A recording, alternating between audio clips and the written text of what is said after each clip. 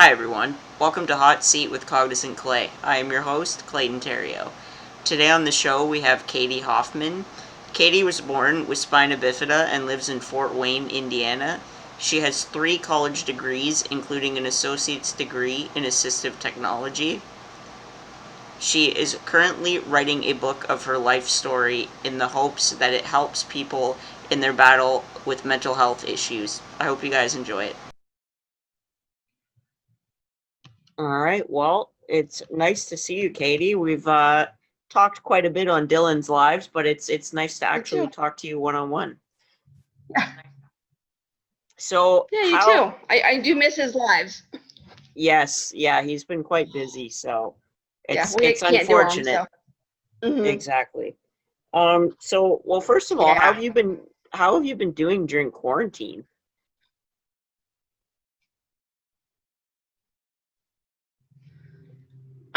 Okay. A lot of stuff is open here in Indiana, but our numbers are slowly climbing. So I don't know if they're going to start shutting things down again. They're trying to make decisions on school for next year, which luckily I don't have to worry about that because I don't have kids. But I can't even imagine like having my kids home any much longer. I mean, but yeah, but it's just crazy. And it's going to be like a heat index of like 105 by Sunday here. So tomorrow is like 95 to 100. And then Sunday is like, yeah, 100 to 105 heat index. So I'm like, okay, great. Yeah, that's no fun. I hate when it's that hot. It's really No, hard it's on your not. body, and it's gross. So, for my guests It who is. It don't is know, gross. you were born with spina bifida, and I'm not going to try to pronounce the type because I'm horrible with that kind of thing. I'm just wondering, what challenges are you presented with due to your disability? I think the biggest one, at least when I was a kid, was I went to Catholic schools for 13 years. So they were, older schools, lots of stairs, no elevators. So back when I was a kid, I only used one crutch. So I was able to do, stairs easier when I was younger. But carrying books was not easy. So I was given the option, to use a backpack. Um, I'm of the age where they were legally allowed to carry, backpacks and different things. So, but just, getting around in school was really hard.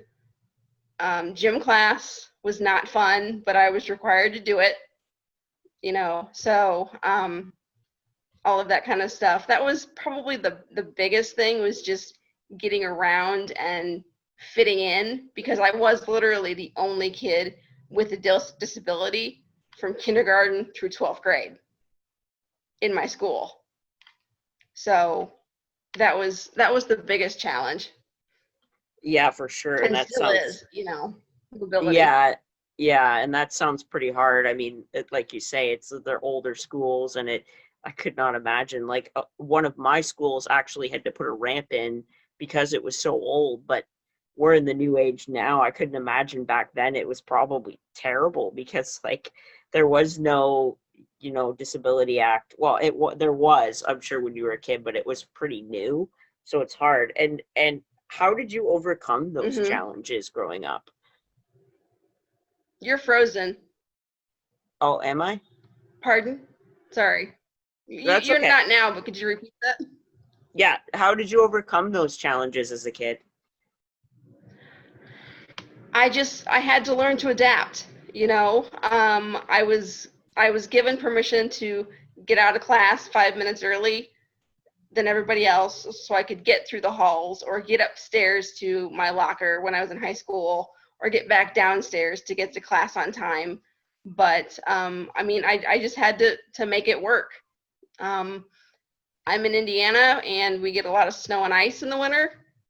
Probably not as much as you do in Canada, but we do get a lot of snow and ice. So that's always challenging.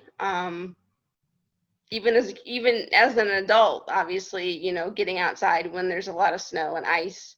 But being on the playground, you have to just kind of be careful. I'd have to just kind of stay back, you know, or like just be careful when, you know, the people are playing kickball or Red Rover or whatever, you know, games they played back in the day. So just, you know, making the best of it. That was the only option. I wasn't in special ed classes. I wasn't in, you know, special schools. So it was me, and I had to figure it out, and I made it work. Yeah, So, and I yeah. think that's about all you can do, really. It's just adapt the best you can and hope for the best, really. Mhm. So Yeah. I'm also curious, like, who in your life when you were younger helped you stay positive and motivated? That's a really good question. Um, I think when I was younger, it was it probably was my dad. My dad and I were really close when I was growing up. I have two younger sisters who are 3.5 years and 12.5 years younger than I am. But you know, so they were like, you know, more with my mom, and then my dad and I were kind of like, you know, best buds. We'd hang out and stuff, and he'd always encourage me. Another one was my grandfather, my dad's dad. I was born on his birthday. He just happened to be in the hospital the night I was born because, you know, 41 years ago, they didn't do ultrasounds. So my parents didn't know that I had spina bifida, and I was in distress, and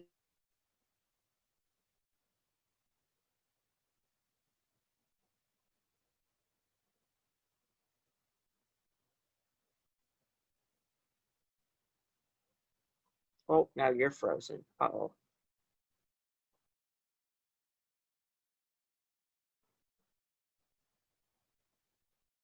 oh, Oh, you froze there. oh, oh, I don't know are if you, it. can you hear me? Sorry. Yes. Can you hear Okay. me? Yes. Yeah, sorry. Can you just repeat that part about when you were in distress? I just cut out right when you were about to say that. Oh, um, like, you know, if something was going wrong, I knew I could either go to my grandfather or, oh, when I was born, I'm sorry. Yeah. When I was in distress, I wasn't being able to be delivered, so they called my grandfather, who was an anesthesiologist, to put my mother to sleep so they could use forceps to get me out safely, because they Oh, didn't know wow. that there was anything wrong with me. Yeah, they Right. didn't know It's I like, had spina bifida. yeah, and that's hard back then as well. I couldn't imagine. That's pretty crazy. Yeah, I'm So quite a bit older than you. yeah, yeah. And it's, it's definitely a different time. We're so lucky now. Like, even when I Mhm. was born, there wasn't very many resources or anything to deal with it, and it's just now it's just so they can tell if you're disabled before you're even born now, Mhm. which Yeah, is they can crazy. actually go if they find out through ultrasound that your child's going to have spina bifida, like I did. They can go while the mother's still pregnant in utero and take the baby out, close up the baby's back, put the baby back in the womb, and the mom can continue with the pregnancy. They may still have some challenges, but it won't be as severe. Wow, I didn't know that. That's So, pretty cool. yeah, yeah, I found that Wow. out, you know, quite a few years ago. I thought that was the. I actually saw a YouTube video of it being done. It was quite interesting. Wow, The that's actual incredible. surgery. Yeah. So moving on a little bit. So you have three college degrees, which I thought was very interesting. So you have an associate's degree in assistive technology, a bachelor in general with minors in social work and sociology, and also an administrative assistant diploma. The one I am super intrigued by is Yes. the assistive technology one. I'm just curious, what made you want to pursue that one? I think it's because I was, you know, I do have a disability, It was a degree, it was a 2-year degree. I was at a 2-year junior college at the time. It was a 2-year degree learning about different devices people with disabilities can use, whether it's a computer program called IntelliTalk, where if you have visual issues, you can speak into this computer program and it will literally read back to you what you've typed and let you know if there's mistakes. Or there's different speaking boxes that they had back. This is back in the 90s, the late 90s. Just different devices for people with disabilities to make life easier, whether it's silverware if you have dexterity issues holding regular silverware, or just different things. So it was really interesting. Yeah, definitely. And what kinds of things did you learn from that you remember?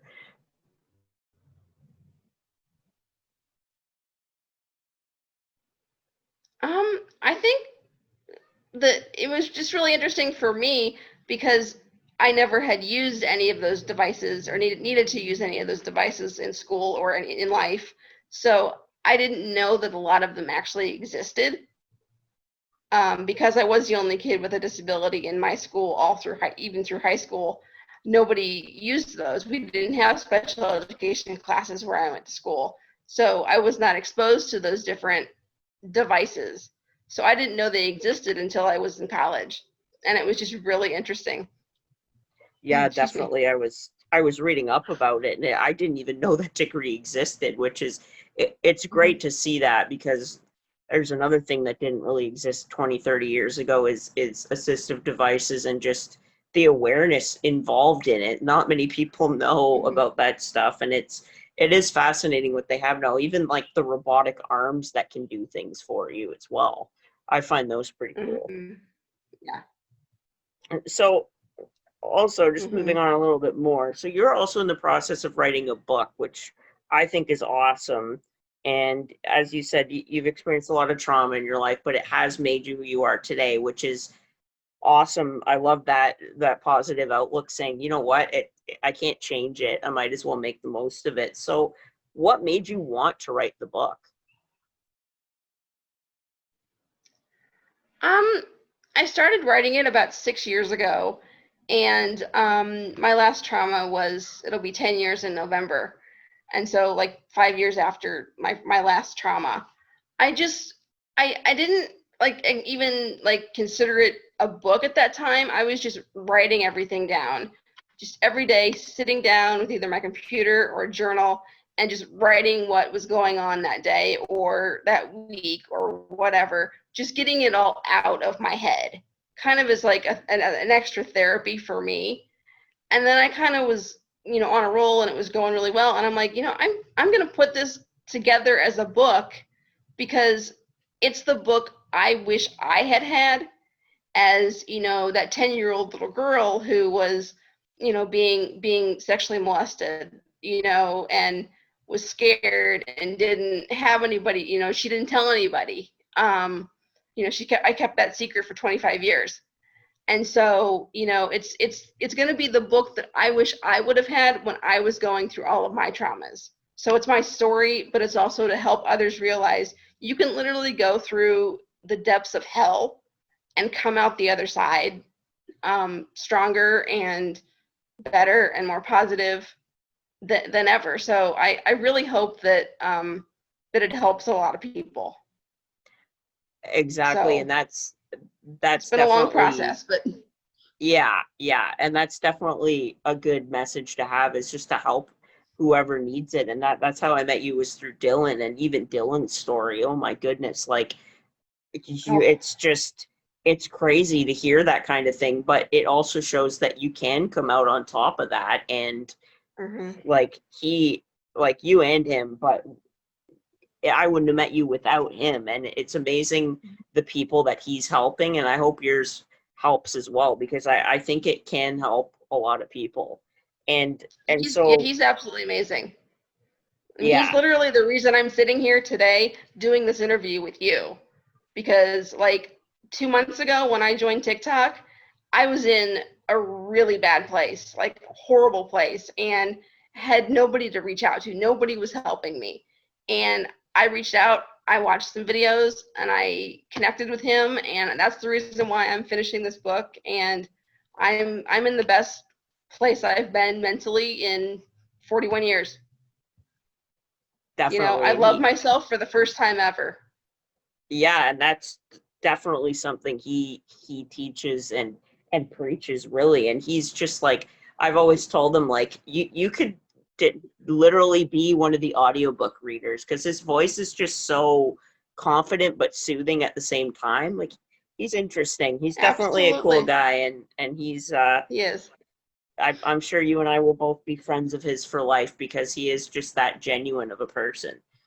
Yeah, he Um, is. and and one of the things I wanted to touch on too was, what have you learned from writing that book? Oh, wow. Um, I've actually learned a lot. I I mean, I always considered myself, even as a kid or a young adult, considered myself strong, like mentally strong. I could do this. I was always told I wasn't going to graduate high school, whether it was from teachers or my parents. I was told I wasn't going to get into college or graduate college. Well, I've got that mentality of, if you tell me I can't do something, I'm going to prove you wrong. I'm going to do it. I'm going to prove myself right and prove that I can do it. So I've always been like that. And it's still how I am. I'm like, I'm going to finish this book no matter what. So yeah, I've just always tried to do everything that I was always told I couldn't do, if that makes Exactly. sense. Yeah, no, it does. And I think that's very powerful for the whole disabled community, because people always say, "Oh, you're disabled, you can't do that." Oh yeah, I'm going to show you I can do it, and I can do it better than you as well. And I think it's a little cocky, but it's really not. It's just showing you, like, I am not my disability. My disability is not me either. And it's definitely something I've learned through these interviews. Is I've met so many people from different cultures, races, backgrounds, and it really is amazing how many great people we have in our community, because the disabled community is quite amazing. It really is. Hmm. Yeah. And I wasn't always, like that. I mean, it wasn't always as easy as it is now to, know that I can do whatever I want to do. It was a kid, it was a little bit harder, but I always was able to. But now it's just like, whatever. You say I can't go climb a mountain, I'm going to go climb a mountain, or whatever it is, or, you know, Yeah, I'm going no, to do for it. sure. Yeah. Definitely. And that's one thing, like, I always wanted to do what I'm doing now, but I just wasn't ready. But people were saying, "Oh, you can't do it." Well, I'm like 30 episodes in now, and I've got like 20 guests lined up, which is amazing. And I never expected it, but That's I also awesome. told myself, if I work at it, I can do it. It's not, it's not going to be easy, but here I am. So there you go. That's awesome. So I don't know if you've watched any of my interviews yet, but I have a segment called Rapid Fire, where I just Okay. ask random questions, and don't worry about how quick you answer them. A lot of people always are like, "Oh, I'm so nervous." Don't be nervous. It's okay. It's just random questions. It's not graded or anything, so you're good there. So to Good. start, who is your favorite person from Indiana?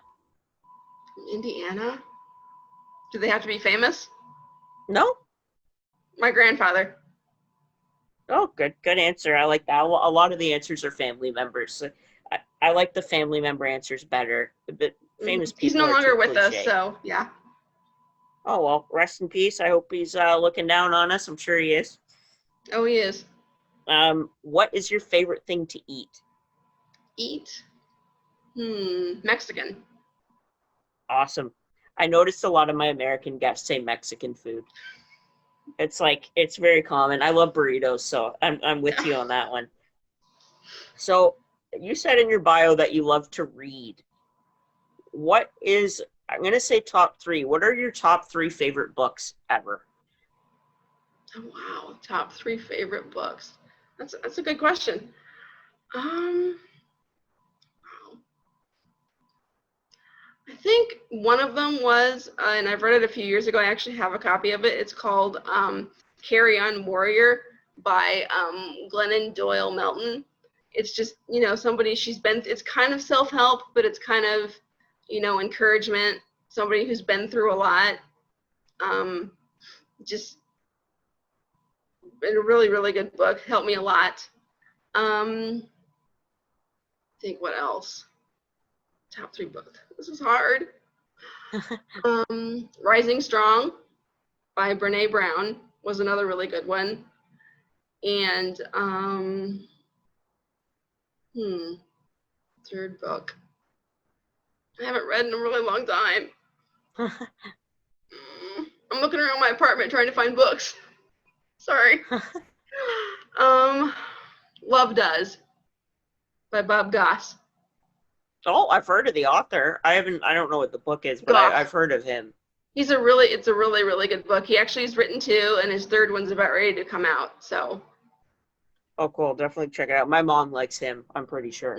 Pretty sure that it's either my mom or my sister has read a few of his 2 books. Yeah. One or the other.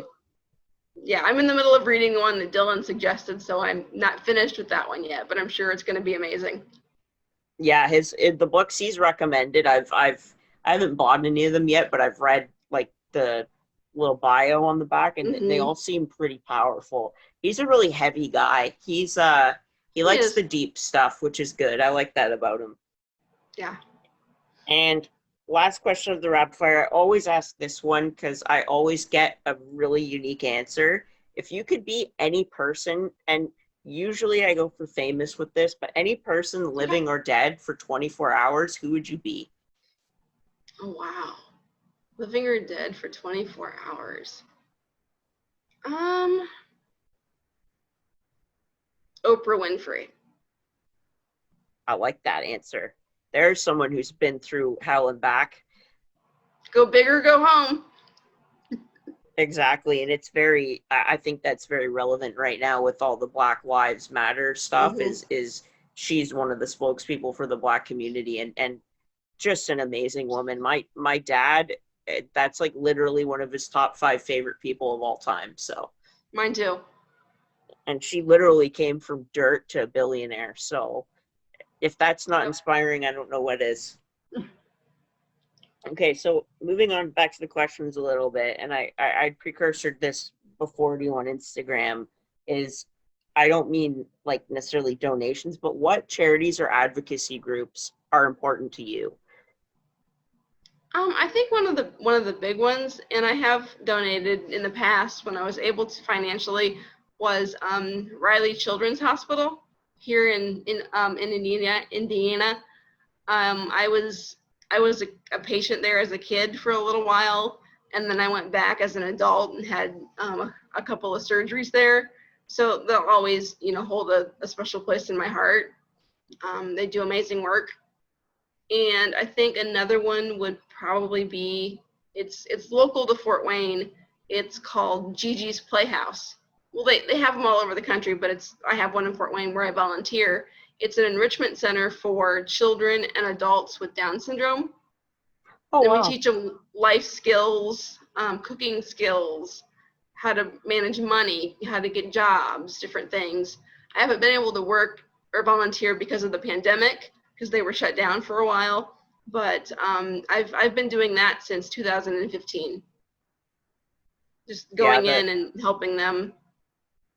Yeah, and people with Down syndrome are the sweetest and most genuine people ever. They don't have a hateful bone in their body. They're always happy. Nothing brings them down, and it's just, they're the sweetest people you could meet. I've always said that, and there's actually, her name's Amy Brockerstedt, and she has Down syndrome, and she's actually a collegiate golfer down, I think it's Arizona. I could be wrong, but I really want to interview her because she's literally one of the best female collegiate golfers in the country, and she has Down syndrome. It's just absolutely amazing to see, for sure. And so obviously right now, like you say, quarantine, and yeah, it's hard for everybody, but it's especially hard for people like us who are disabled. how do you think people should keep raising awareness until life gets back to normal? Like, what are some ways you think would be really helpful for the disabled community? Wow, that's a good question. I think just realizing that we're just like everybody else. We're human beings. We have feelings. We have emotions. We can do almost everything that everybody else can do. It just takes a little more time, or we do it a little differently. I like for me, work for college. It took me 5.5 years to get 2 degrees. And some people were like, "Oh my God, you were in school forever," and I was like, "Yeah, but I graduated with 2 different degrees." So just realizing that we can do anything anybody else can do, it's just a little different. So just realizing that, and not judging a book by its cover. I mean, I've been judged my entire life for my disability or for my weight or whatever it is, being a survivor of, multiple sexual assaults. Well, why did you do this or why did you do that? It doesn't matter what I did or didn't do. Even with my disability, I am who I am. We all are, and I think we deserve the same respect and the same opportunities as everybody else. And unfortunately, even in 2020, that's not always the case. And it's really sad. Yeah, it is. And I think COVID's really shown that Mm-hmm. like we still are viewed as expendable, and that just shouldn't be like this anymore. Like ableism, racism, whatever it is, there's just no room for it anymore. And I just don't, Yeah. it's hard to put our fingers on exactly how to fix it, but that's why I'm doing what I'm doing, is just to show that, you know what, we're people too. Just because we might have even a fatal disability doesn't mean we're worth any less than anybody else. And that's the scary part, is, and I think the whole mental health thing with Dylan is very related, because a lot of disabled people are depressed because they're just Mm-hmm. left on the back burner. And it's like, okay, like, what is wrong with you people? Like, there's nothing wrong with us. We're great people, actually. If you look at us, Yeah. we really are. And that's just it. Well, that's about all Yeah. I have for you, Katie. Thank you so Okay. much for doing this. I really appreciate it. It's been a lot of fun meeting you for officially this time. Yeah.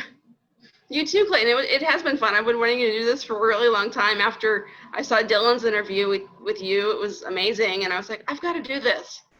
So, and I was messaging Dylan the other day, and I was like, we're going to do it on Friday. He's like, I'm so excited to see it. So you'll just have to let me know how I can see it, or tell people to go watch it Yeah, for sure. when you I'll post I'll it. send a link out. I post every Tuesday and Friday, and I have Okay. one to post today, so it'll be Tuesday, and I'll send that Okay. out as soon as it's live. Awesome. Awesome, and we'll stay in touch for sure. Maybe do a live somewhere on Instagram down the line. I'd be game for that. Are you on TikTok yet? Uh, Posting? it's been so damn hot, but I've got a few ideas written down that I'm gonna film this weekend. So Okay. hopefully I get good viewership, but I'm just gonna keep going and hope it helps in some way. That's all I do. I post every day, and some videos get it, some videos don't, but it's what makes me happy and keeps me sane at this point. So, yeah. Exactly. And that's just it. Well, Katie, have a good day, and I'll talk to you soon. You too, Clayton. Bye-bye. All right. Bye.